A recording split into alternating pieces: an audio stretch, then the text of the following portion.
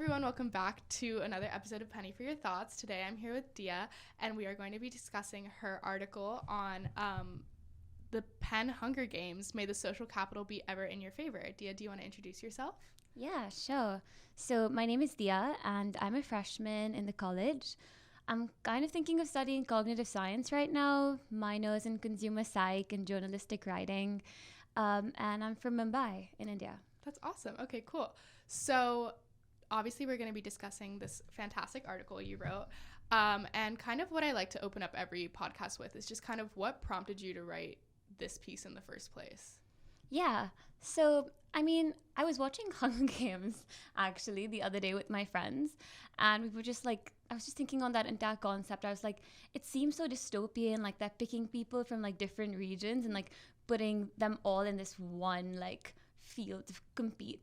And then I just started thinking about like Penn, and I was like, it's kind of like we pick the creme de la creme of every single overachiever with like a 1550 plus SAT valedictorian, Theo joking Common App essay, and like you put all of these people in this 300-acre campus or pressure cooker, and then what's next? Like intelligence is a baseline. It's not something that we're like competing for anymore. So how else do we like start to categorize ourselves? Right. And I think that that's really interesting. And I think it's something that like, you know, really, I mean, at least for me, like it made me think about kind of what my experience at Penn has kind of looked like. And kind of, I think, you know, you brought up like a really interesting point kind of towards the end of your article of like what table you're running to kind of to sit at, and like what organizations, how are you defining yourself here at Penn now that, you know, you kind of are, I think, you know, as you pointed out, kind of, you know, everyone here is an overachiever, obviously. And it's kind of like, how does that translate now when everyone's on the same level? And I mean, I kind of just wanted to like talk about that a little bit and kind of, you know, the way that people kind of get wrapped up in all these different aspects of Penn.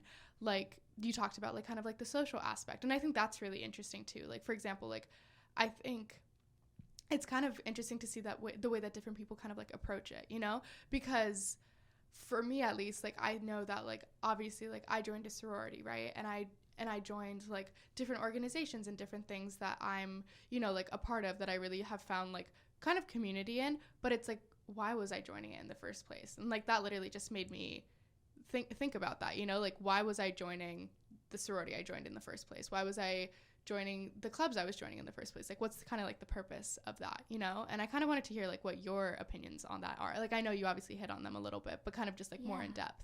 No, that's so interesting, and I agree with you. And I had like a very similar epiphany when I was like trying to apply for clubs, and everyone was applying for like those select consulting clubs, and I was like, I don't even know if I want to do this, but you just feel like drawn to doing these things because it's like everyone's doing it, and then it's so like almost frustrating because they're just like, you know, it's very simple, it's just a quick interview, and then you just enter and it's like a full Bain style consulting case, and you're just like, wow, like was I meant to learn that at birth or something? Like this was not easy. And I just started thinking more and more about like everything that I'm joining, and if it's actually like you said, the table point, like we're chasing these tables, but do I actually like the people sitting at it? Like is this the kind of person that I want to become when 4 years of Penn are over? And I think those were just like points that like I was trying to think about. And I was also, it took me a long time to write this piece because I was like, what's the solution? Like what am I trying to say in this piece? And I realized like I'm not saying to go out there and just like not care about like the social life and social stratification, because like to be honest you can't, like it's just hard. Like you want to be considered like socially like good, and you want those things, it's natural, it's like human, but at the same time like it's just important to realize like to just be aware of that game, and it is a game at the end of the day, and just play it as much as you'd like to. Right. And I think that was really interesting that you brought up about like I don't even know if I wanted, like, I know, just like going back because you said so many great things there. Like, I think like going back to like when you were like, I don't even know if I want to do this. I don't know if I want to do consulting. But it's like the minute that you step on campus, like people are like,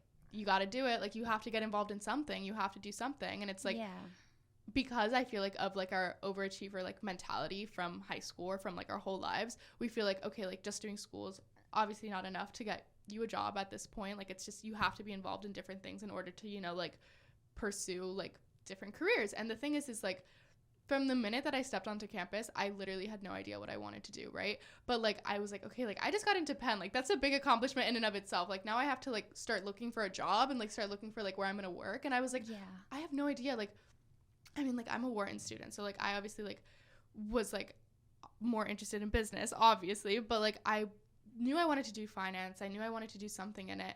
And I felt like I was so like pressured into the hole of doing investment banking, you know?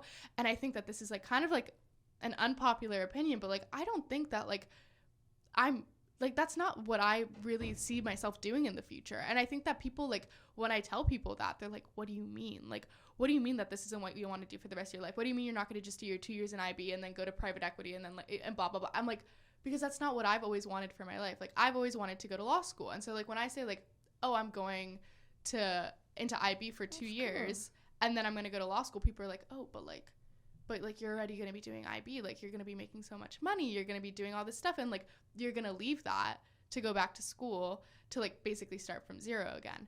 And I was like, yes, but it's not, because it doesn't always have to be like so kind of like in line with everyone else, you know? And I feel like people are kind of scared almost to take their own paths here at Penn because of the fact that like there's like these two pigeonholes, I feel like, within Wharton. It's like IB or consulting, right? And it's like, when you hear of someone who's doing something outside of that, you're like, wow, like, that's insane. Like, that's so cool.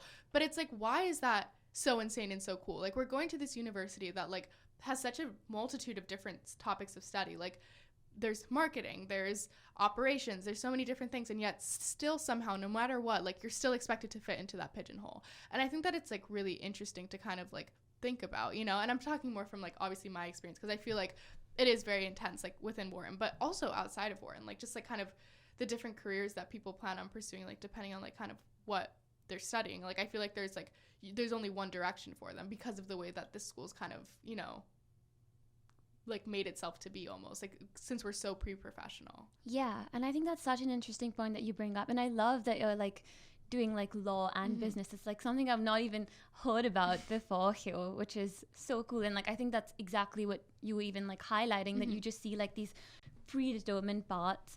And I feel like it's not the case in other IVs as much. Yeah. I think especially because we have these different schools like engineering and Wharton and nursing, like they're these like this pre-professional environment just like restricts you from kind of exploring, and you start looking at it, you start quantifying your social worth like a GPA. You're just like, okay, like if I can quantify my GPA, I can quantify like what people are going to view as successful.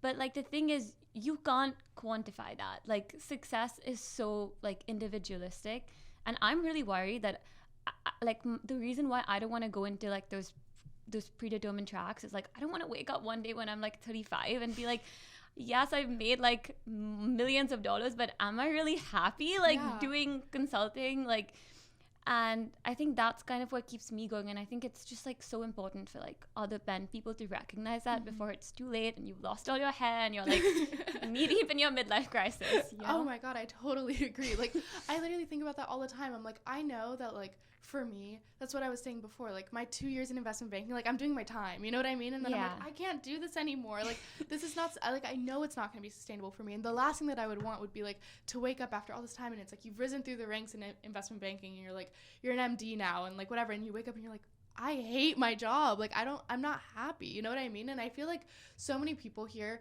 I think it's just like the culture here. And I would love to like hear like kind of your opinions on this. But I think like the culture here is just basically like, you can be miserable so long as you're rich. You know what I mean? I think I've literally heard one of my friends say that to me. He's really? Like, the meaning of my life is to get rich. And I was like, to get happy? He's like, no, to get rich. To get rich. And I think that that's crazy. Like, I think that there's so much more obviously there's so much more to life than just how much money you're making, you know? Like, I think that I always tell my mom, and I get like sad, and I think that it's like really interesting because I used to be like a very creative person in high school. Like, I was really, really into fashion. I was really into like the arts and things like that. And I was like, okay, like in another life, I would study art history and I would just like, that would be what I would do with my life. But I want to make money. Like, and she was like, that's so sad. Like, you know what I mean? And that's why I stay in the DP and that's why I do things like that. And I try to like keep myself like kind of branched out because I feel like it's so easy to pigeonhole yourself into like one section because you're like, okay, well, like, this is my road to success, you know, like,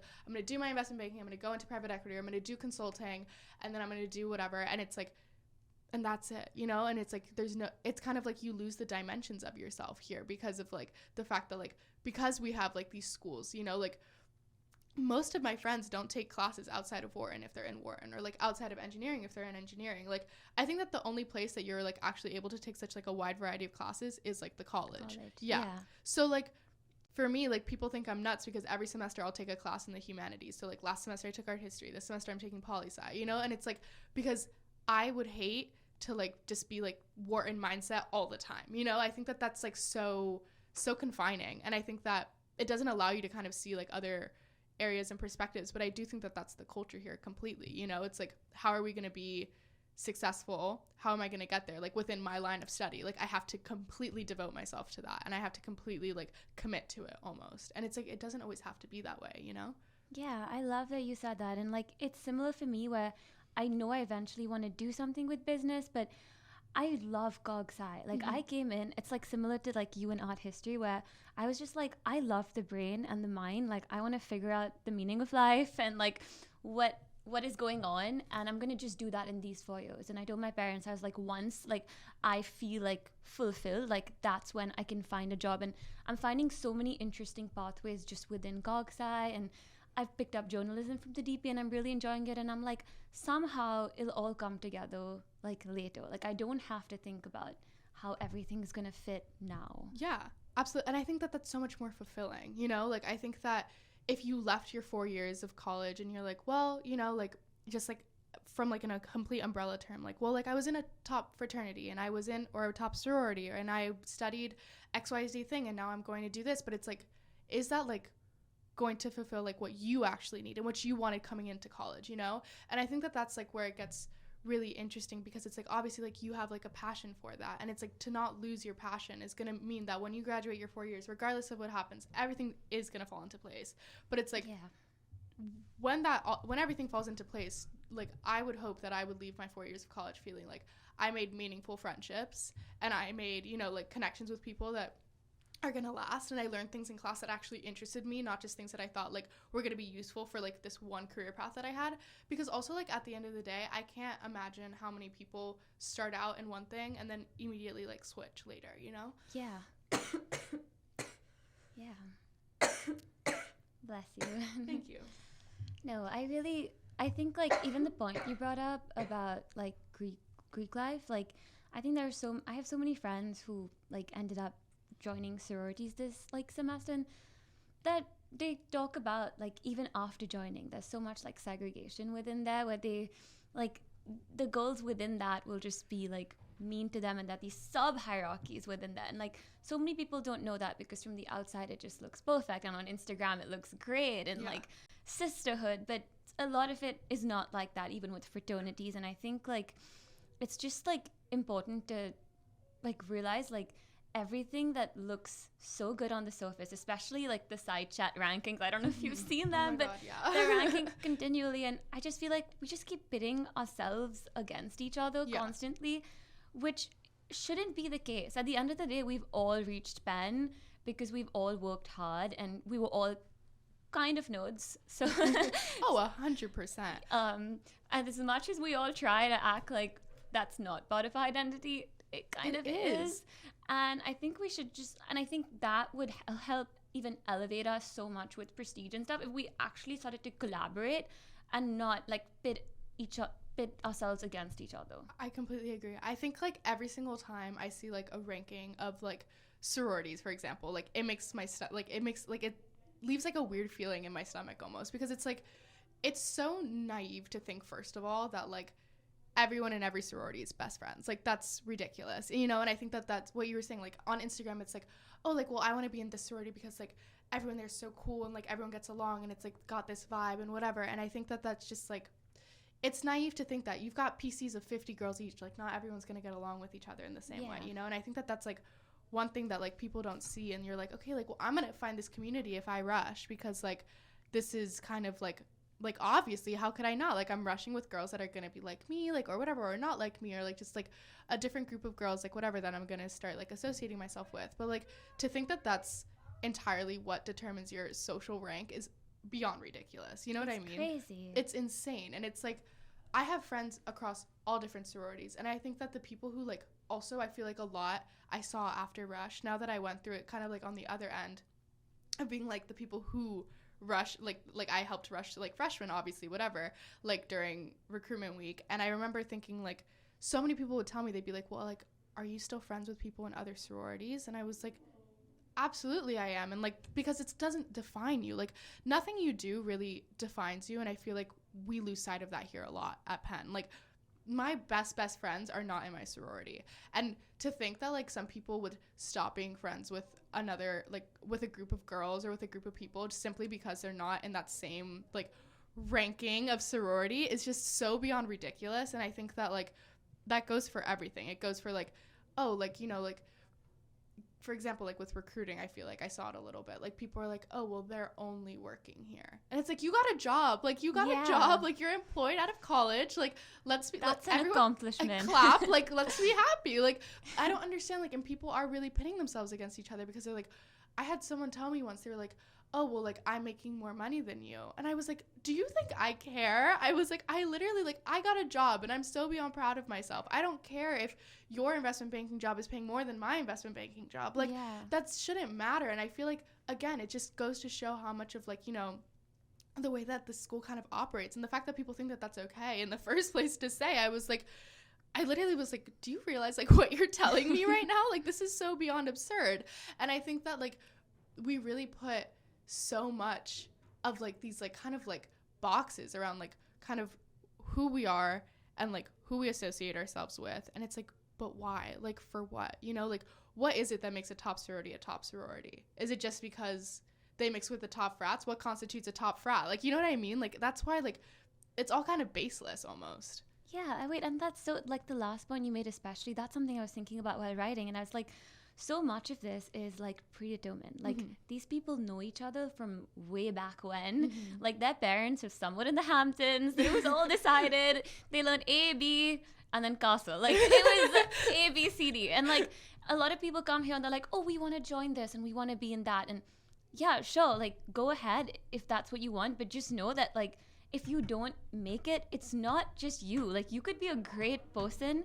And so many of my friends, like, when they rushed, they were like, is there something wrong with me? Is it not wrong with the way I look, the way I act, like who I am? And I'm like, that's not the reason why you were rejected. There's so many other reasons that like are just behind the layers and behind the curtains of like wealth and attractiveness and stuff. And like, these things and like luck are always going to be there. And like, that doesn't define you. And like you said, like, I think you're finding like things to do outside just being in one organization. And I don't think we should let one organization even define us because there's so many like facets to your personality you can have at Penn. Yeah, 100%. And I think like also what you were saying before, like I've heard like anecdotes of people saying like, oh, well, like he's in our fraternity because of who his parents are. Yeah. And like, you have no control over that. Like, my parents aren't anyone special. Well, like, they're special to me, but like they have no name. Like, there's no news articles written about my parents. Like, there's nothing, you know what I mean? And it's like, to think that like, I feel like especially for boys, like that's a big factor of like what fraternity they land in.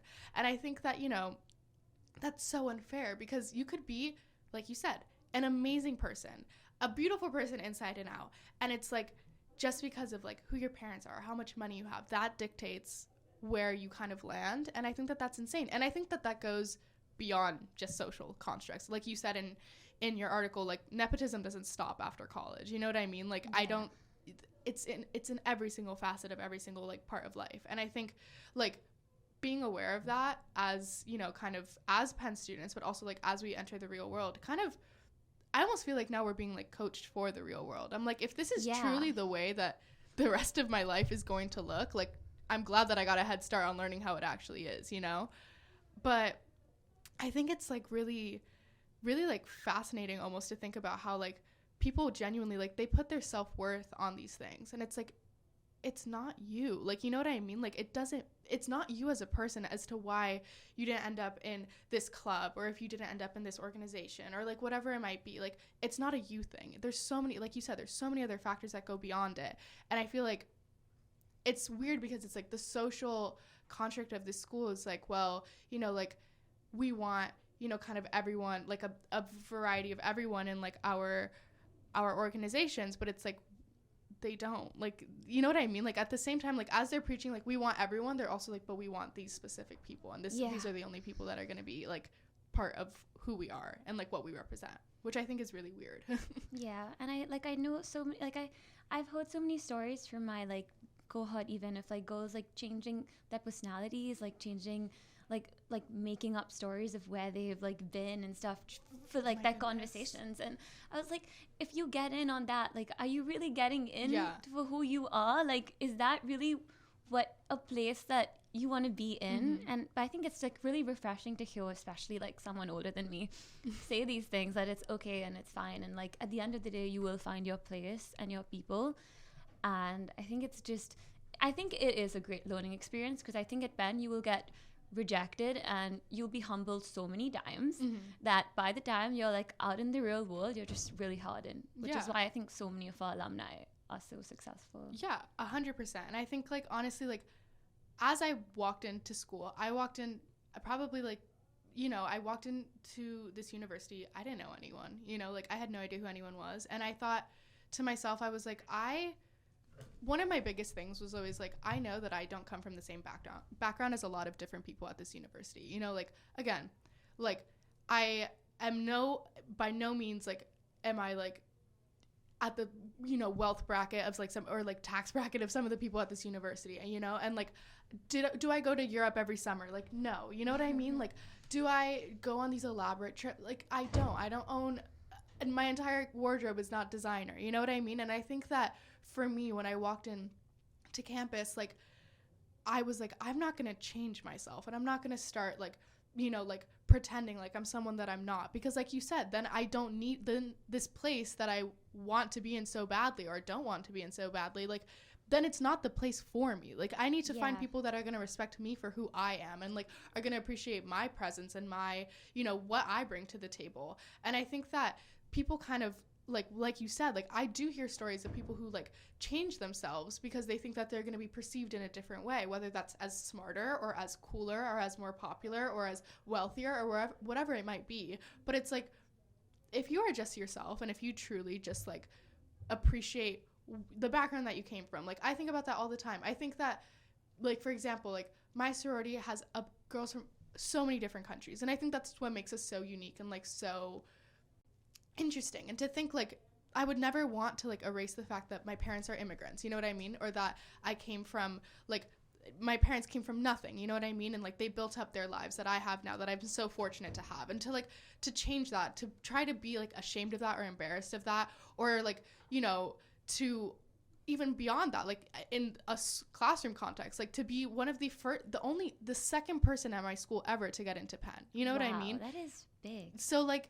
it's things like that, and I can't beat myself up because like sometimes I'll get like worse grades, for example, and I'm like defining myself by my GPA, as you said. Like I can't do that because I know that I didn't get the same like preparation for Penn as other students here did. And you know, I think that like a lot of this is just being forgiving towards yourself, you know, more than anything. And I think like being authentically yourself and putting in your best efforts and just like finding people that actually like appreciate you for you is what makes college bearable at the end of the day, you know? Yeah. So, I mean, that's kind of like my take on it, I would say. I absolutely love the way you put that. Like, that was just so well said. And I think I wish more little girls, and not little, like more freshmen, like knew that when they come in. And I honestly think it should be like an introductory class. It would be more useful than the writing exam. Oh, 1,000%. Introduction to social capital. I 1,000% agree. I think that like being aware of kind of just also what you're stepping into, like I think is really, really like almost beneficial, because again, like I feel like people are kind of in the dark of what to expect when you come to a school like this. Yeah. And like you said, I don't know, like obviously I haven't been to any other college, but like I don't think it's like this. I don't think that it's like this anywhere they're else. like happy, like they're like on the like I see Brown and they're just like sitting out on the lawn playing frisbee. Like no Penn kids are doing that. No, like at all. like our Storman's just full because it's just there's people's hobbies are coffee chatting. So people's hobbies are coffee chatting. I think that's like, I think it's 100% true. And my best friend goes to Brown and she's like, yeah, like we'll just like hang out all of us together and we'll sit out on the green when it gets pretty outside. And I'm like, I wish we had that. I feel like we should start doing that though. Like I think if more people just start recognizing that, like we can change that. Totally. Like, having fun is not always going to a sweaty frat in the night. Like it can be more fun. Like we can do more fun things. And I think just like realizing that, and like being the social ivy is not just about the way we party, but also about the way that we should just have an actual social environment. 1,000%. I totally agree with you. Well, we're coming up on like the end of our time. So at the end of each one of our podcasts, we like to do like hot take sections. So what is your hot take of the week? Okay. This is not a very good hot take. It's the first thing that comes to my mind. I just went to Miami for spring break and I loved it so much. And I honestly think like after grad, you know, like the pipeline, go to New York. Mm-hmm. I don't want to do that. I want to go to Miami. I think really? I don't like New York that really? much. Do you know I'm from Miami. Wait. So I'm like happy to hear that one. I feel like that's really like, wait, that's fantastic. I think that's great. It's so much more vibrant, like happening. Like I love like live music and the beach, and I feel like New York, like whenever I'm walking on the street, like I'm like worried of like dying. I'm like, I can't do this anymore. It's just too much anxiety. Honestly, I mean, I'm all here for it. Like I've lived in Miami my entire life, so I'm a big fan. So that's a good hot take. Wait, that's a good one. God, now I have to think of mine. I can't even disagree with you. That's what I've been doing recently. I guess my hot take, I guess kind of like similarly, I think that I have like an unfair hatred towards the state of California. And I don't know why. I mean, I've lived on the East Coast my whole life. Have you been to California? Yeah. My parents are obsessed with it. Like, that's where they want to retire. They're like, this is where we're going to live for the rest of our lives. And I'm just like, I don't get the hype. Like, I don't understand. Like, I feel like the East Coast is so much more, like, bustling. There's so much more happening, which isn't even true because there's so much happening in California. But I feel like for some reason, like, it's just not the place for me. Same way that you say, like, New York isn't the place for you. Like, California for me, I just feel like doesn't fit my... And I feel like that's a very unpopular opinion. Like, I feel like a lot of people are like, oh, my God, like, we love it there. It's so chill, like, great vibes. Not my thing. So I guess...